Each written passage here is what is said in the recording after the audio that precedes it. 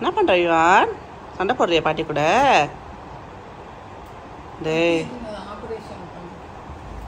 இப்போ விவான் வந்து பாட்டிக்கு ஃப்ரூட்ஸ் கட் பண்ணி தர போகிறான். கட் பண்ணு விவான், கிரேப்ஸ் கட் பண்ணு. கட் பண்ணு, கிரேப்ஸ் கட் பண்ணு. விவான் வாமா, இந்த கார்ன் கட் பண்ணி கொடு அம்மாக்கு. கார்ன் கட் பண்ணி கொடுமா. கட் பண்ணி தடி பட்டு. கட் பண்ணி இங்கே காரை கட் பண்ணக்கூடாது. இந்த கிரேப்ஸ் கட் பண்ணி தான் அம்மாக்கு பசிக்குதுடா செல்லும். இந்த இந்த அது வேண்டாம். இந்த இது கட் பண்ணித்தா. ஐயே இல்லை, இல்லை. Very good. சரி அம்மாக்கு கார்ன் தாம்மா. எவ்வளோ இது? 5 ரூபா. சரி ஓகே. அம்மா கிரேப் கட் பண்ணித்தா. கிரேப்ஸ் எங்கே இருக்குது? கிரேப் கட் பண்ணித்தா. Very good. எங்கே வச்சு கட் பண்ணோம்? Very good. பாட்டிக்கு என்ன கொடுக்க போகிற? பாட்டி கேரட் கொடு.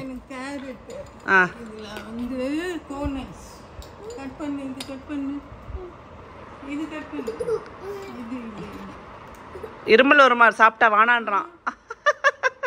சரி பாட்டிக்கு ஆரஞ்சு கட் பண்ணி கொடுமா. ஆரஞ்சு. ஓஹோ சரி. ஆயா சரி. இந்த கேரட் அம்மா கட் பண்ணித்தா. அம்மாக்கு ஆய் கிடையாது, கட் பண்ணித்தா.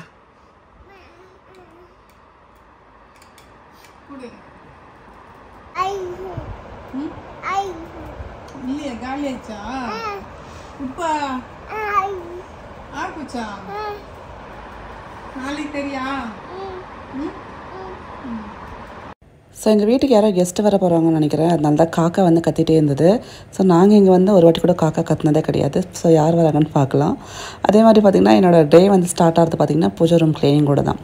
ஸோ நம்ம வந்து பூஜை ரூம் மேலே வந்ததுக்கப்புறம் எனக்கு ரொம்ப ஹாப்பியாக இருந்ததுங்க. ஏன் அப்படின்னா, ஒன்று ஹைட் வந்து பிரச்சனை தீர்ந்து போச்சு. ஏன்னா பூஜை படுறச்ச நான் பூ வைக்கிறப்போ இல்லை பூ எடுக்கிறப்போ எனக்கு ஸ்டூல் ஏறி எடுக்கிற மாதிரி ரொம்ப சிரமமாக இருந்தது.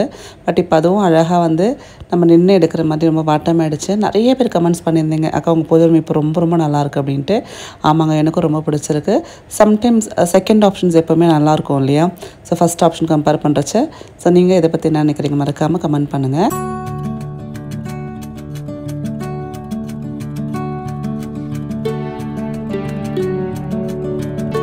இப்போ நான் போட்டுக்கிற இந்த பேண்ட் பார்த்திங்கன்னா 3/4 பேண்ட்டுங்க. செம்ம ஃப்ளெக்சிபிளாக இருக்குது.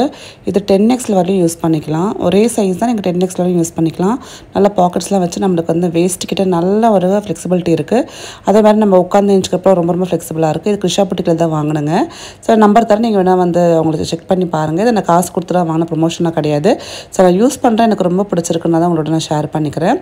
ஏன்னா வந்து நம்ம நார்மலாக ப்ளஸ் சைஸ் பார்த்திங்கன்னு வச்சுக்கோங்களேன், கொஞ்சம் நம்மளுக்கு வந்து சைஸ் கிடைக்காது. பட் வந்து இவங்ககிட்ட நல்லா ப்ளஸ் சைஸ் கிளாத்திங் நல்லாவே இருக்குது. அண்ட் இந்த பேண்ட் எஸ்பெஷலி பார்த்திங்கன்னா ரொம்ப ஃபாஸ்ட் மூவிங் அவங்ககிட்ட. ஸோ உங்களுக்கு வேணும்னா செக் பண்ணி இப்போ நிறைய கலர்ஸ் வச்சுருக்காங்க. அப்புறம் பார்த்திங்கன்னா இந்த முறுக்கு நம்ம வந்து வீட்டு பக்கத்தில் ஒரு ஆண்டி செஞ்சு கொடுக்குறாங்க. ஸோ ரொம்ப டேஸ்ட்டாக இருக்கும் அப்படின்னு சொல்லி ஹஸ்பண்ட் வாங்கிட்டு வந்தாங்க. எனக்கு முறுக்கு சுத்தமாக பிடிக்காது. பட் பசங்க நல்லா சாப்பிடுவாங்க, ஹஸ்பண்ட் சாப்பிடுவாங்க. அதனால் எல்லாத்தையும் ஒரு டேரக்டட் பாக்ஸில் போட்டு வச்சுட்டோன்னு வச்சுக்கோங்க. ஸோ ஈவினிங் டைம்னா அவங்க வேணும்னா எடுத்து போட்டுப்பாங்க. விவானுக்கும் ரேவந்துக்கும் 2 பேருக்குமே ஸ்நாக்ஸ் ரொம்ப பிடிக்கும். பட் எனக்கு இந்த சிப்ஸு இந்த முறுக்கு இதெல்லாமே சுத்தமாக பிடிக்காது. பட் இருந்தாலும் நான் குண்டாக தான் இருக்கேன் பாருங்கள். ஸோ சாப்பிட்றதால தான் குண்டாவாங்க அப்படின்ற ஒரு மித்து இருக்குல்ல, அது சுத்தமான ஒரு பொய். ஸோ என்ன அப்படின்னா, நம்மளுக்கு வந்து ஜெனட்டிக்கலாக ஒரு விஷயம் இருக்கும். எங்கள் அப்பா வந்து நல்லா ஸ்டவுட்டாக இருப்பார். ஸோ அந்த ஜீன்ஸ் தான் எனக்கும் உமாவுக்கும் வந்திருக்கு. நம்ம என்ன தான் பட்னியாக இருந்தாலும் ஒரு லெவலுக்கு மேலே ஒல்லி ஆக முடியாது. ஸோ நம்ம ஜெனட்டிக்கலாகவே அந்த விஷயம் தான். அது நிறைய பேர் புரிஞ்சுக்கிறது கிடையாது. வெறும் சாப்பாடுனால மட்டும்தான் உடம்பு போடுன்னு சொல்லி நிறைய வந்து உறவு கேள்வி பண்ணிகிட்டு இருக்காங்க. பட் அது பண்ணாமல் இருங்க, யாருமே அந்த மாதிரி பண்ணாதீங்க. அவங்களுக்கு என்ன மெடிக்கல் இஷ்யூ இருக்குது, என்ன பர்சனல் ப்ராப்ளம் இருக்குது, எதனால் அவங்க வெயிட் போடுதுன்னு நமக்கு தெரியாது. நிறைய பேருக்கு பார்த்திங்கன்னா பர்சனல் ப்ராப்ளம் இருக்கும். ஸ்ட்ரெஸ்னால கூட அவங்க வந்து வெயிட் போடலாம். ஸ்ட்ரெஸ் ஹார்மோன்ஸ் நிறைய ரிலீஸ் ஆரம்பிச்சா வெயிட் கண்டிப்பாக ஜாஸ்தியாகும். நிறைய பேருக்கு மெடிக்கலாக நிறைய ப்ராப்ளம் இருக்கும். ஸோ இந்த மாதிரி அவங்களோட பர்சனல் ட்ராமா என்னன்னு தெரியாமல் நம்ம வந்து கமெண்ட் பண்ணுறது கேலி பண்ணுறதுலாம் தப்புன்னு நான் நினைக்கிறேன்.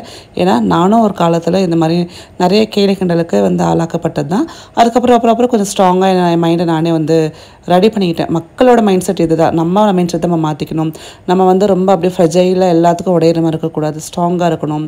நம்ம பற்றி நம்மளுக்கு தெரியும். மற்றவங்க ஏதாவது பேசினா பேசிட்டு போட்டு வேலை வெட்டி இல்லாதவங்க பேச தான் செய்வாங்க. செய்வாங்க அப்படின்ட்டு என்னோட மைண்டை ரொம்ப ரொம்ப ஸ்ட்ராங் ஆக்கிட்டேன். ஸோ அந்த மாதிரி இன்கேஸ் உங்களை யாராவது கிண்டலாக பண்ணுறாங்க, இல்லை கேலி பண்ணுறாங்க, இல்லை பின்னாடி பேசுகிறாங்கன்னா தயவு செஞ்சு அதுக்கு ரியாக்ட் பண்ணி உங்களோட மென்டல் பீஸை நீங்கள் எடுத்துக்க வேண்டாம். பேசுகிற வாய் பேசிகிட்டே தான் இருக்கும். ஸோ நல்லது பண்ணாலும் பேசுவாங்க, கெட்டது பண்ணாலும் பேசுவாங்க.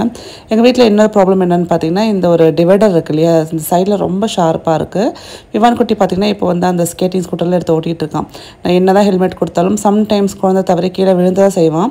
அந்த டைமில் இது வந்து கட் ஆகாமல், அதாவது அவனுக்கு எதுவும் டேமேஜ் ஆகாமல் இருக்கிறதுக்காக நான் இந்த பேபி ஹோம் சேஃப்டி செட் வந்து வாங்கியிருந்தேன். இதில் இந்த குஷன்ஸ் இருக்கும் பாருங்கள். இது வந்து நீங்கள் இந்த எட்ஜ் கார்ட்லேருந்து, அதே மாதிரி பார்த்திங்கன்னா இந்த மாதிரி ஷார்ப்பான எட்ஜஸ்லேருந்து குழந்தைக்கு வந்து எந்த விதமான ப்ராப்ளம், எந்த விதமான ஆக்சிடென்ட்ஸ் நடக்காமல் சேவ் பண்ணும். ஸோ இந்த எல் ஷேப்பில் இருக்க பார்த்திங்கன்னா இது வந்து எட்ஜ் கார்டு. இது இப்போ நான் வந்து யூஸ் பண்ண போகிறது பார்த்திங்கன்னா இந்த ஒரு டேப் மாதிரி இருக்குது பார்த்திங்களா, இந்த லாங் அந்த டேப் தான் யூஸ் பண்ண போகிறேன். ஸோ அதுக்கு இந்த பக்கம் அந்த பக்கம் நம்ம வந்து அந்த 3M டேப் கொடுத்துட்டாங்க. அதை ஒட்டிடணும். ஒட்டிட்டு எங்கெல்லாம் உங்களுக்கு ஷார்ப்பான எட்ஜஸ் இருக்கோ அந்த இடத்துல நீங்கள் ப்ரெஸ் பண்ணிங்கன்னா அந்த இடம் வந்து நல்லா சாஃப்டாகிடும். ஸோ பிள்ளைங்க வந்து இடிச்சிட்டா கூட இன்னும் உங்களுக்கு வந்து எந்த ஒரு காயமும் ஏற்படாமல் ரொம்ப சேஃபாக இருக்கும். ஸோ இதெல்லாம் வந்து வீடை வந்து சைல்டு சேஃப்டி பண்ணுறதுன்னு சொல்லுவாங்க. ஸோ குழந்தைக்கு எதெல்லாம் வந்து கொஞ்சம் ஆபத்தாக இருக்கோ அதெல்லாம் நம்ம வந்து சைல்டு சேஃப்டி பண்ணிட்டோம் அப்படின்னா அவங்க விளையாடுற இடம் வந்து கொஞ்சம் சேஃபாக இருக்க மாதிரி நம்மளுக்கு ஃபீல் ஆகும். ஸோ அதனால தான் ஆல்ரெடி அவங்க போட்டு வச்சு நாங்கள் ஓனர் போட்டுட்டு தான் போயிருக்காங்க. பட் 4 போக்கில் விமான் குட்டி அதை பிச்சு எடுத்துட்டான். ஸோ அதனால் திருப்பி நான் வந்து இன்னொரு பேட்ச் போடுறேன். ஸோ இந்த மாதிரி நம்ம அளவு எடுத்து கட் பண்ணி கரெக்டாக அவன் ஹைட்டுக்கான அளவு நான் எடுத்திருக்கேன். அதை வச்சு நம்ம இப்போ டேப் வச்சு நம்ம போட்டுடலாம். ஸோ நான் குழந்தை நம்ம என்ன தான் விழுந்து பார்த்துக்கிட்டாலும் கீழே விழதான் செய்வாங்க. ஸோ எங்கள் அம்மா ஒன்று சொல்லுவாங்க, குழந்தை கீழே விழுந்துட்டால் பதறி அடித்து ஓடி ரொம்பலாம் வந்து ஓவர் டூ பண்ண வேண்டாம்.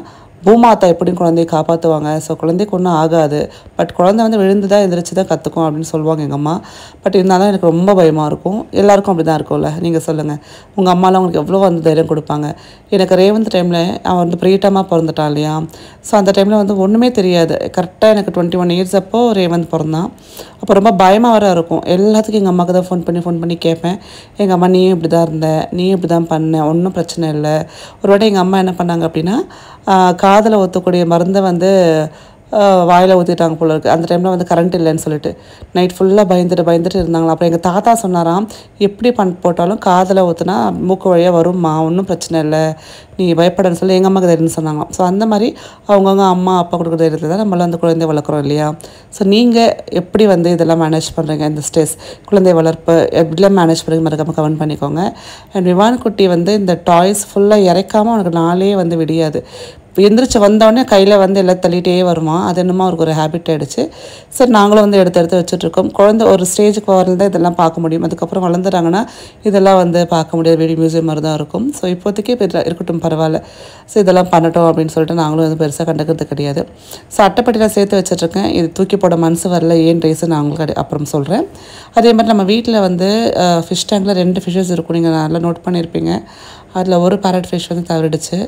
ரொம்ப கஷ்டம். ஹஸ்பண்டுக்கு வந்து அதை குழந்த மாதிரி பார்த்துட்டே இருந்தார். அதில் ஒன்று வந்து போயிடுச்சுன்றப்போ ரொம்ப ஃபீல் பண்ணாங்க. ஸோ இன்னொன்று வந்து வாங்கி விடலாம் அப்படின்னு பார்த்துட்ருக்கோம். ஸோ வீட்டில் வந்து நம்ம வளர்க்கக்கூடிய குட்டி குட்டி ஜீவனம் கூட விட்டுட்டு போயிடுச்சுன்னா அவ்வளோ கஷ்டமாக இருக்குல்ல. பொதுவாக சொல்லுவாங்க வீட்டில் செல்லப்பிராணிகள் வளர்க்காதீங்க, ஏன்னா அது ஒரு வாட்டி நம்மளை விட்டுட்டு போயிடுச்சுன்னா அதோட துயரத்தை நம்ம தாங்கவே முடியாது அப்படின்ட்டு. இதில் பெரும்பாலும் பார்த்திங்கன்னா பூனை நாயெல்லாம் ரொம்ப ஹெவிலி நம்மளுக்கு வந்து ஒரு எமோஷ்னல் டேமேஜ் கொடுத்துரும். ஸோ நாங்களும் நிறைய நாய் வளர்த்தோம், ஷைலோ பப்ளு அப்படின்ட்டு. அதில் பப்ளு வந்து நான் கல்யாணம் புதுசில் வளர்த்த நாய், அவ்வளோ அருமையான ஒரு நாய். அதை வந்து இப்போது கூட என்னால் ரீப்ளேஸ் பண்ணுறதுக்கு முடியல. ஸோ அந்த மாதிரி ஒரு எவர்லாஸ்டிங் மெமரிஸ் கொடுத்துட்டு போயிடுச்சு. ஸோ இந்த மாதிரி உங்கள் வீட்டில் இருக்கக்கூடிய பெட்ஸ் உங்கள் லைஃப்பில் எவ்வளோ இம்பார்ட்டன்ஸாக இருக்கும்ல. ஸோ நம்மளாம் அந்த வீட்டில் ஒரு ஆளை தான் பார்ப்போம். ஸோ அந்த மாதிரி உங்கள் பெட்ஸ் பற்றி ஏதாவது இருந்தால் கமெண்ட் பண்ணுங்கள், நம்ம பார்த்துச்சு தெரிஞ்சுக்கலாம். அப்புறம் இந்த டைமில் இங்கே நல்லா வெயில் அடிக்கும். ஸோ ரொம்ப அப்படியே அண்ணாலாம் உட்காரவே முடியாது, அண்ணாலாம் இருக்கும்ன்றதுனால ஸ்க்ரீன்லாம் போட்டுட்டு கொஞ்சம் நேரம் ஏசி போட்டு வச்சிட்டோன்னா ஓரளவுக்கு ரூம் கொஞ்சம் சில்லுன்னு இருக்கும். அண்ட் நடுவில் வந்து விவான் குட்டிக்கு ஃபீட் பண்ணணும், அப்போ சாப்பாடு ஓட்டணும் இல்லையா. அந்த டைமில் கொஞ்சம் சில்லுன்னு இருந்தால் நல்லா வந்து கம்ஃபர்டபுளாக உட்காந்துப்பான். இல்லைன்னு வச்சுக்கோங்க நச்சுன்னுவான். ஸோ அதனால் கொஞ்சம் ரூமை வந்து ஏசி போட்டு க்ளீன் பண்ணி வைக்கிறேன். இந்த பேண்ட் நான் வாங்குறப்போ எப்படி இருக்குமோ 3/4 அப்படின்னு நினச்சி தாங்க வாங்கினேன். பட் ரொம்ப ரொம்ப கம்ஃபர்டபுளாக இருக்குது. அண்ட் நீங்கள் வந்து ஜிம்முக்கு போகிறீங்க, இல்லை வந்து ஒர்க் அவுட் பண்ணுறீங்க, இல்லைனா ஜென்ரலாக இங்கே வெளியில் போகிறீங்கன்னா கூட நீங்கள் அழகாக போட்டு போகலாம். ஸோ பக்கத்து வீட்டு பாப்பா வந்து எங்கள் வீட்டில் கூழ் பண்ணாங்கன்னு சொல்லி கூட வந்து கொடுத்துட்டு போனாங்க. ஒரே வெக்கம் அவங்களுக்கு வீடியோ எடுக்கிற அப்படின்ட்டு. ஸோ ஆடி மாதம் கூழ் நம்மளை தேடி வந்திருக்கு. ஃபஸ்ட்டு அதை குடிச்சிட்டு அடுத்த வேலையை பார்க்கலாம். எனக்கு கூழ் ரொம்ப ரொம்ப பிடிக்கும். சின்ன வயசில் எங்கள் வீட்டில் எல்லாம் கூழ்லாம் போடவே மாட்டாங்க. அப்போ ரொம்ப ஆசையாக இருக்கும். அப்போ வந்து பக்கத்து வீட்டில் எல்லாம் வந்து நாங்கள் கோட்ரஸில் இருந்தோம். ஸோ பக்கத்து வீட்டில் எல்லாம் வந்து கூழ் ஊற்றுறப்போ அவ்வளோ ஆர்வமாக இருக்கும். ஒரு கிண்ணத்தோட ரெடியாக இருப்போம், எப்போ தான் நம்மளுக்கு கொடுப்பாங்க அப்படின்ட்டு. ஸோ அந்த மாதிரி ஞாபகங்கள்லாம் நம்ம நிறைய வரும். ஸோ கூழ் அப்படின்னாலும் அவ்வளோ ஃபேவரட். அதுலேயும் வந்து அந்த முருங்கைக்கீரை பொரியல், அப்புறம் வந்து நான் நான்வெஜ் சாப்பிட மாட்டேனால அவங்களுக்கு வந்து ஸ்பெஷலாக வந்து எங்களுக்கு வந்து கொஞ்சம் குழம்பு மாதிரி எடுத்து கொடுப்பாங்க. ஸோ அதெல்லாமே வந்து இன்னும் ஞாபகம் வருது. ஸோ என்னோடய லஞ்ச் இன்றைக்கி பார்த்திங்கன்னா நம்மளுக்கு வந்து கூழும் அப்புறம் அந்த முருங்கைக்கீரை போட்டு குழம்பு வச்ச மாதிரி கொடுத்தாங்க. அதை சாப்பிட்டேன்னா அப்படின்னா எனக்கு நல்லா ஃபுல்லாக இருக்கும். எவ்வளோ பிடிக்கும் எனக்கு கூழ். அதே மாதிரி ரேவந்துக்கு ரொம்ப ரொம்ப பிடிக்கும். எங்கள் வீட்டில் எல்லாருக்குமே பிடிக்கும். எனக்கு நிறைய ஃபுட்ஸ் பிடிக்கும். ஆனால் அது எதுவுமே வந்து எனக்கும் செய்ய தெரியாது. சம்டைம்ஸ் எங்கள் அம்மாவுக்கும் செய்ய தெரியாது. அப்போ பக்கத்து வீட்டில் இருக்கிற ஆண்டிலாம் செஞ்சு கொடுப்பாங்க. அவ்வளோ ஹாப்பியாக இருக்கும் சாப்பிட்றதுக்கு. அதில் ஒன்று கூழ், அப்புறம் பார்த்திங்கன்னா புட்டு, இதெல்லாமே எனக்கு அவ்வளோ ஹாப்பியாக இருக்கும். ஸோ இப்போ ரீசெண்ட் டைமில் நான் வந்து ஷாப்பிங் போயிட்டு வந்தாங்க டி நகருக்கு. அங்கே வந்து ஒரு ஜுவல்லரி செட் ஒன்று பார்த்தேன். இப்போ அம்மா வந்து கீழே வீடு கட்டிகிட்டு இருக்காங்களே, ஸோ அம்மாவுக்கு வந்து பால் காய்ச்சறப்போ வந்து சரி கொடுக்கலாம், கிஃப்ட் பண்ணலான்னு சொல்லிட்டு. எங்கள் அம்மாவுக்கு இந்த கவரிங்னால் ரொம்ப பிடிக்கும்.